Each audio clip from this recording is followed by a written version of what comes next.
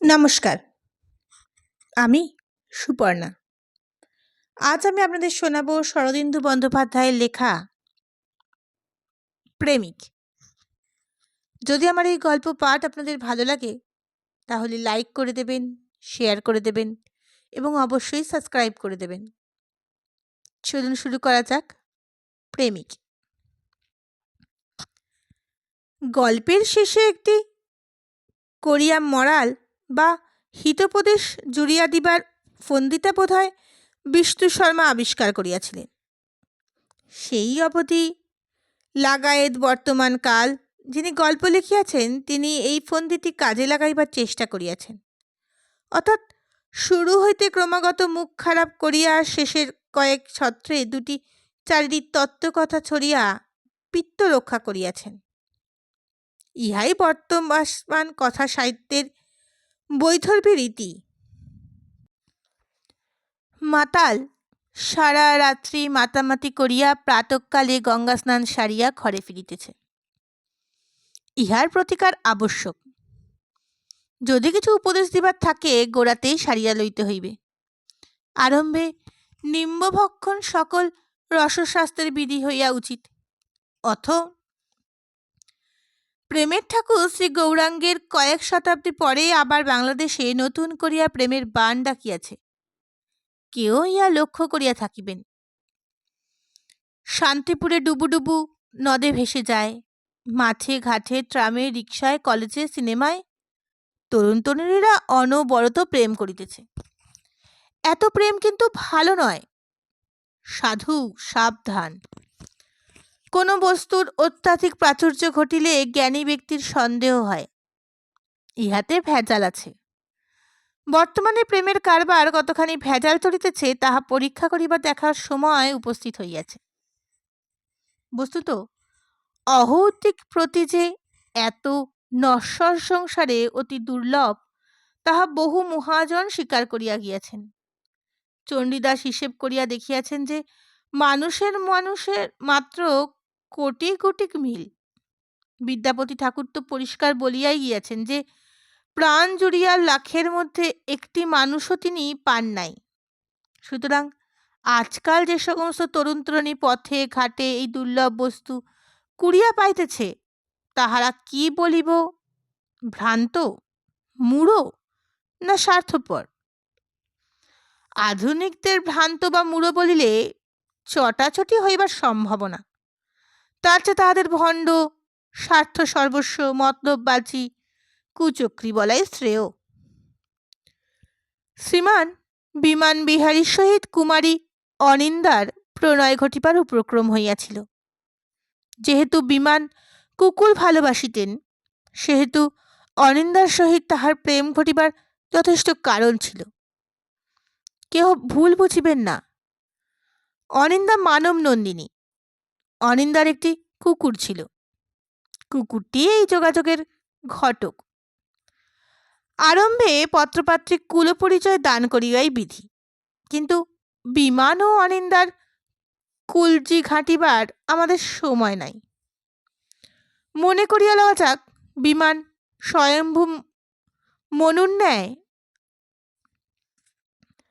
Auto fertilisation প্রক্রিয়ার দ্বারা জন্মগ্রহণ করিয়াছিল। তাহার বাপ পিতামহ কস্মিন কালেও ছিল না। অনিন্দাও বৃন্তহীন পুষ্পসম আপনাতে আপনি বিকশিত হইয়াছিল। তাহাতে আমাদের কাহিনীর কোনো ক্ষতি হইবে না। একদা শহরের নির্জন প্রান্তে নবরচিত এক পার্কে বেড়াইতে বেড়াইতে বিমান লক্ষ্য করিল একটি বেঞ্চির ওপর এক তরুণী বসিয়া আছে। তাহার পায়ের কাছে খরগোশের মতো ছোট্ট একটি কুকুর খেলা করিতেছে। বিমানের পদদ্বয় অজ্ঞাত সাহারে তাহার দিকে লইয়া চলিল। এক দৃষ্টে কুকুরের পানে তাকাইয়া সে বেঞ্চির এক প্রান্তে বসিয়া পড়িল। কুকুরের গায়ে কুচকুচে কালো কোঁকড়ানো লোম, চোখ দুটি তরমুজ বিচির মতো। মুগ্ধভাবে তাহার দিকে হাত বাড়াইতেই সে টুকটুকে রাঙা জিভ বাহির করিয়া তাহার হাত চাটাইয়া দিল। বিমান আবেগরুদ্ধ স্বরে বলিল, কি সুন্দর কুকুর, পিকে নিস বুঝি? বলিয়া কুকুরের স্বত্বাধিকারিণীর দিকে চোখ তুলিল, দেখিল কুকুরের স্বত্বাধিকারিণী টুকটুকে রাঙা ওষ্ঠাধর বিভক্ত করিয়া মিশমিশে কালো চোখে কৌতুক ভরিয়া হাসিতেছে। তাহার কোকড়া ঝামর চুলগুলি দুলিয়া উঠিল। সে বলিল, না, সায়ামিজ। তরুণীর কণ্ঠস্বরে কি ছিল জানি না। বিমান তীরবিদ্ধের মতো চমকাইয়া উঠিল। তারপর কুকুরের পানে একাগ্র দৃষ্টিতে চাহিয়া বলিল, তাই হবে, আমার ভুল হয়েছিল। নাম কি? তরুণীর গল দুটি মুচকি হাসিতে টোল খাইয়া গেল। কার নাম জিজ্ঞাসা করছেন? আমার? বিমান লাল হয়ে উঠিল। না না, মানে ওর একটা নাম আছে তো, তাই। তরুণী টিপিয়া টিপিয়া হাসিয়া বলিল, ওর নাম রুমঝুম, আর আমার নাম অনিন্দা। বিমান অতিমাত্রায় উল্লাসিত হইয়া বলে উঠিল, রুমঝুম ভারী চমৎকার। অর্থাৎ কিনা অনিন্দা ভারী চমৎকার নাম তো। কোন নামটা চমৎকার? বিমান ভীষণ লজ্জিত হইয়া পড়িল। তাহার কান ঝাঁঝা করিতে লাগিল। সে সম্মুখে ঝুঁকিয়া রুমঝুমকে আদর করিতে করিতে তোতলার মতো অর্ধবিভক্ত ভাষায় বলিল, তা মানে দুটো নামই চমৎকার। অনিন্দা স্মিত মুখে উঠিয়া দাঁড়াইল, বলিল, চল রুমঝুম, বাড়ি যাই, নমস্কার। হিরণময়ী শাললতার মতো জঙ্গমা স্ফুট বিকশিত যৌবনা অনিন্দা চলিয়া গেল। রুমঝুম তাহার চারিপাশে একটি কালো প্রজাপতির মতো নৃত্য করিতে করিতে গেল। যতক্ষণ দেখা গেল বিমান বেঞ্চিতে বসিয়া সেই দিকে তাকাইয়া রহিল। পরদিন আবার সেই দৃশ্য, আবার সেই ধরনের কথাবার্তা। অনিন্দার গাল মৃদু কৌতুকে টোল খাইয়া যায়। টুকটুকে ঠোঁট দুটি বিভক্ত হইয়া দাঁতগুলি ঈষৎ ব্যক্ত করে। বিমান ক্ষণে ক্ষণে লাল হইয়া ওঠে। অপরিচিতা তরুণীর সহিত রসালাপ করা তাহার অভ্যাস নাই। রুমঝুম দুজনকে ঘিরিয়া খেলা করে, বিমানের হাত চাটিয়া দেয়। এইভাবে আরো কয়েকদিন কাটল। বিমান ও অনিন্দার মধ্যে বেশ ভাব হইয়াছে। বিমান আর ততটা সংকোচ করে না, বরং একটা অপূর্ব মোহ দিবারাত্র তাহাকে আচ্ছন্ন করিয়া রাখিয়াছে। বিমান চরিত্রবান যুবা, কিন্তু তাহার ভয় হইতেছে চরিত্র বুঝিয়া আর থাকে না। এদিকে অনিন্দার মিশমিশে কালো চোখে কিসের রং ধরিয়াছে। সমস্ত দিনটা যেন সন্ধ্যার প্রতীক্ষাতেই কাটিয়া যায়। সন্ধ্যায় পার্কে বেড়াইতে যাইবার পূর্বে প্রকাণ্ড আয়নার সম্মুখে ঘুরিয়া ফিরিয়া নিজেকে দেখে। একখানা কাপড় ছাড়িয়া আর একখানা পরে, কানের দুল খুলিয়া ঝুমকা পরে, ঝুমকা খুলিয়া কানবালা পরে। একদিন অনিন্দা বলিল, আপনি তো প্রথম দিনই আমার নাম জেনে নিলেন, নিজের নাম বললেন না কেন? রুমঝুমকে কোলে লইয়া বিমান বসিয়াছিল। চমকাইয়া বলিল, আমার নাম বিভূতি মিত্র। কলেজে পড়েন বুঝি? আবার চমকাইয়া বিমান বলিল, হ্যাঁ, পোস্ট গ্র্যাজুয়েট। সন্ধ্যা হইয়া গিয়াছিল। আজকাল রোজই বাড়ি ফিরিতে দেরি হইয়া যায়। জনহীন পার্কে একেবারে নিস্তব্ধ হইয়া গিয়াছিল। আকাশে চাঁদ নাই। অনিন্দ বিমানের পাশে একটু ঘেঁষিয়া বসিল। হাঁটুতে হাঁটু ছোঁয়াছুঁই হইয়া গেল। দুজনে কিছুক্ষণ নীরব। তারপর বিমান একটা দীর্ঘশ্বাস ফেলিল। অনিন্দ বলিল, নিঃশ্বাস ফেললেন যে? বিমান অবরুদ্ধ আবেগের প্রাবল্যে রবীন্দ্রনাথের কবিতার ভুল আবৃত্তি করল। যাহা পাই তাহা ভুল করে পাই, যাহা চাই তাহা পাই না। আবার কিছুক্ষণ নীরব। পূর্বাকাশ ধীরে ধীরে উদ্ভাসিত হইয়া উঠিয়াছিল। চাঁদ উঠিবে। অনিন্দা অস্ফুট আধো বিজড়িত স্বরে বলিল, আপনি কখনো ভালোবেসেছেন? আকস্মিক উত্তেজনার ফলে মানুষের বাহ্য অভিব্যক্তি কখনো কখনো উৎকট আকার ধারণ করে। বিমান সহসা ঘুমন্ত রুমঝুমকে দুহাতে বুকে চাপিয়া ধরিল। ঘন ঘন নিঃশ্বাস ফেলিতে ফেলিতে প্রজ্বলিত চক্ষে অনিন্দার পানে চাহিল।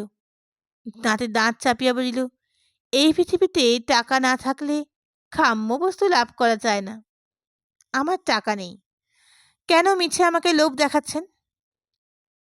বলিয়া রুমঝুমকে অনিন্দার কোলের ওপর ফেলিয়া দিয়া প্রায় ছুটিতে ছুটিতে চলিয়া গেল। রাত্রে ঘুমাইয়া বিমান স্বপ্ন দেখিল, কালো কোকড়া চুল, মিলমিশে দুটি চোখ, লাল টুকটুকে। ঘুম ভাঙিয়া গেল।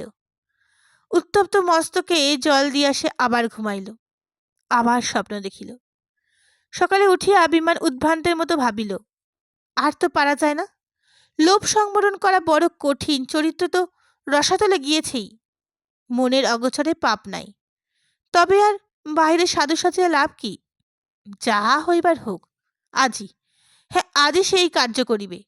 সন্ধ্যার পরে পার্কে কেউ থাকে না। সেই সময়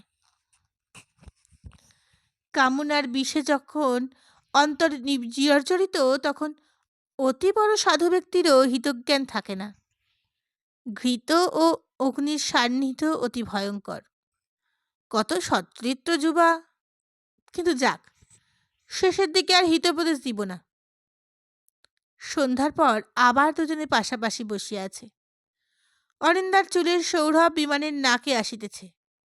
একরাশ নরম রেশমের মতো রুমঝুম তাহার কোলে ঘুমাইতেছে। পার্ক অন্ধকার, জনমানব নাই। অনিন্দা কম্পিত স্বরে জিজ্ঞাসা করিল, কাল আমার কথার জবাব না দিয়ে চলে গেলেন যে? অন্ধকারে হাতে হাত ছেকিল। বিমান তাহার হাত চাপিয়া ধরিয়া বলিল, জবাব কি বুঝতে পারিনি। না, বলুন না শুনি। বিমানের তপ্ত মুঠির মধ্যে অনিন্দার হাতখানি যেন মাখনের মতো গলিয়া গেল। অনিন্দা, তোমাকে আমার মনের কথা বুঝিয়ে দেব, কিন্তু তুমি আমায় ক্ষমা করতে পারবে? হয়তো পারি। শুনি না আগে। তবে তুমি একটু বসো, আমি এখনই আসছি। কোথায় যাচ্ছ? রুমঝুমের বোধহয় তেষ্টা পেয়েছে, ওকে একটু জল খাইয়ে আনি। বিমান চলিয়া গেল। তারপর 15 মিনিট, আধ ঘণ্টা একটি কম্প্রবক্ষা তরুণী অন্ধকার পার্কে একাকিনী পরীক্ষা করিতেছে। কোথায় গেল বিমান? বিমান তখন শহরের অন্য প্রান্তে নিজের ঘরের বিছানার উপর শুইয়া রুমঝুমকে চটকাইতেছে। রুমঝুম, তোকে আমি চুরি করে এনেছি। তোর মন কেমন করবে না? ফিরে যেতে ইচ্ছা করবে না? আর কখনো আমরা পার্কের ত্রিসীমানায় যাব না। কি বলিস? অরিন্দা নিশ্চয়ই খুব রাগ করবে, কিন্তু তোকে ছেড়ে যে আমি এক দণ্ডও থাকতে পারছিলুম না।